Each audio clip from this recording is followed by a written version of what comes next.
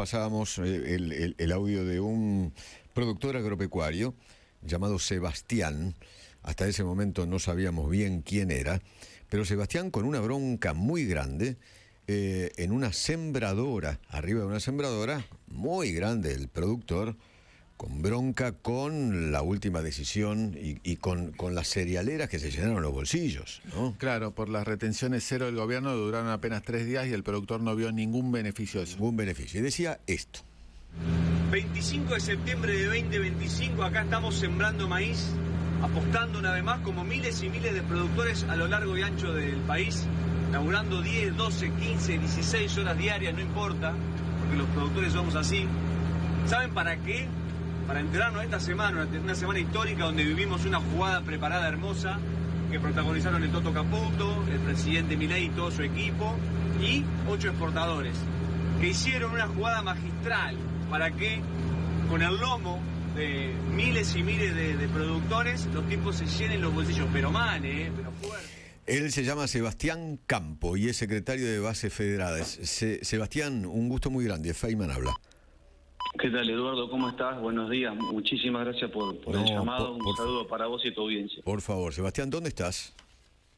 En este momento estoy en mi casa en Acevedo. Todavía no pude salir para el campo, pero ya en un ratito salgo para allá. Estoy en casa ahora. ¿Dónde es Acevedo?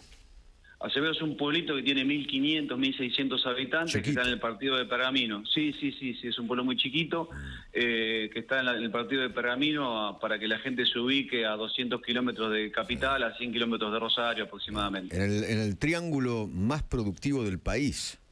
Así dicen. Junto con Venado Tuerto y Marco Juárez, ¿no? Me parece que es el triángulo más productivo del país. Sí, ahí estamos ubicados. Sebastián, escuchaba tu bronca, ¿no? Tu calentura. Sí, por supuesto, Eduardo. Vivimos en un país donde estas injusticias se viven con cierta periodicidad, pero esta vez fue alevoso, fue muy doloroso.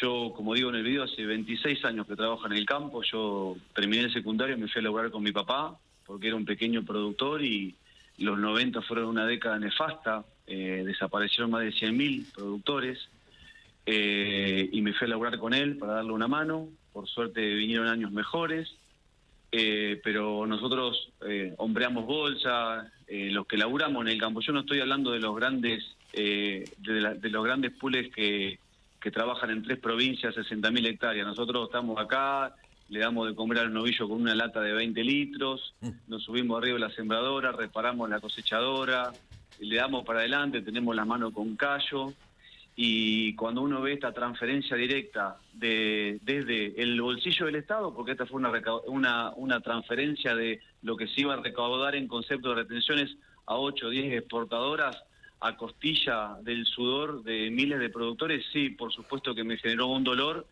Hice ese videíto en un momento de calentura, lo mandé en un grupo de bases federadas y después esta locura que pasó, ¿no? Que se viralizó. Pero sí, muy enojado, Eduardo.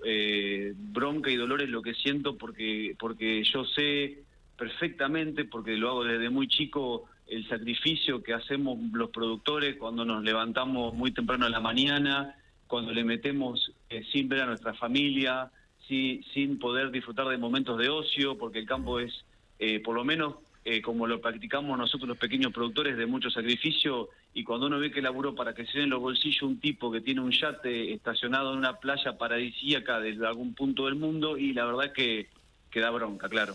¿Qué le dirías al ministro Caputo y a todo ese equipo? Uy... Mirá, yo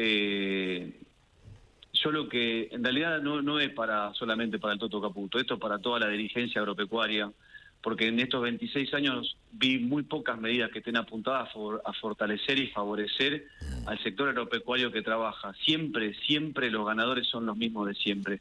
Yo la verdad es que nunca confié en este modelo y me parece que está bien que no miren al sector productivo, porque ellos se ocupan de la macro, y en la macro no estamos los pequeños productores. Los productores estamos en la micro. Si me preguntás para ser un poco educado, le diría que mire un poquito la micro, que se fijen los productores que están desapareciendo y que tomen medidas en cuanto a eso. A ver, ¿te gustaría o te serviría que las retenciones cero continúen hasta el 31 de octubre? No, me gustaría que las retenciones sean segmentadas. ¿Qué significa? Me gustaría... La segmentación de retenciones significa que los pequeños productores tengamos una alicuota inferior a lo de los grandes pools de siembra. Y quiero explicar esto, Eduardo, brevemente. Bueno. Un pool de siembra tiene un costo productivo que está muy por debajo de lo que tiene un pequeño productor. ¿Por qué? La explicación es muy sencilla, porque consiguen mejores precios para todos porque compran en grandes cantidades. Ellos van a comprar fertilizantes y consiguen un mejor precio, van a contratar servicios de siembra, de cosecha y consiguen un excelente precio, van a comprar semillas y consiguen buenos precios. Nosotros pagamos un precio más caro, nuestro costo operativo es mucho más caro que el del pool de siembra. La competencia es absolutamente desleal. Por eso nosotros decimos, Eduardo, que necesitamos segmentación de retenciones, protección para los productores que vivimos en los pueblos, porque el pueblo en el que yo vivía, que hace 30 años era de 3.000 a 4.000 habitantes, contando la zona rural, cuando las chacras todavía estaban ocupadas y no eran taperas como son ahora, porque el campo se ha vaciado.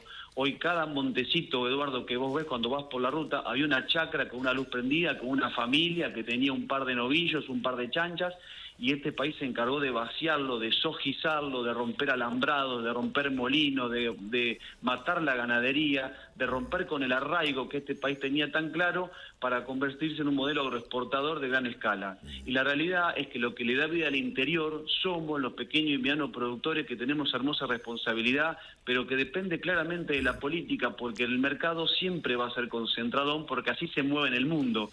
Entonces necesitamos de la política para que nos proteja, para que nos cuide y para que haya cada vez más productores y no menos productores, que es lo que está pasando durante los últimos 30 años.